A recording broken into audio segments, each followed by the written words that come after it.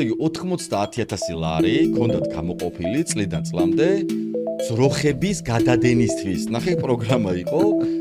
ეს არ არის ხუმრობა, აგერ არის დოკუმენტი, 90,000 ლარი გამოყვეს, რომ ოზურგეთში გზაზე თუ ესე იგი იქნებოდა ძროხა, რაღაცა კონკრეტული სამსახური არის ვითომ, რომელიც გაეკიდება წკეპლით ამ ძროხას, ეგ წარმოიდგინე რა სიტუაცია წარმოიდგინე, დასაქმებად სად მუშაობს ძმაო და აი ძროხას დავსდევ რა, აი რა სამსახური რა გაქვს და აი რა ვიცი, აი კაკლის წკეპლით დავსდევ ძროხას და 90,000 ლარი არის გამოყოფილი ამაში.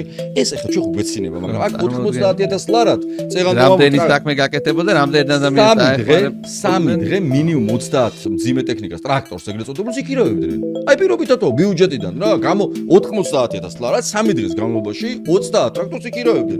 მაგრამ ესენი წკეპლი დასდევენ ძროხას ვითომ? ოღონდ ეგ ხო ახლა ვიცით რომ კორუფციული ფულია, ვიღაცა ქართული ოცნების კოორდინატორს ჩაუდგა. მან კარგად არის მოსაკითხი, შეიძლება მარტო წკეპლით გადადევნა არ არის, მე რაღაცა თუ ვერ გადადენა, შეიძლება საჯარიმოზე გადაიყვანონ, მე იმას ის უნდა ინსპექტორი დაჭირდება საჯარიმოზე იქ რაღაცა მე ვეტერინარი დროებით რო იქ ამყოფოს და ეს იგი სამსახურები ხო იქ რაღაც ხო კეთდება რა. აი ეგეთი ის არის რა.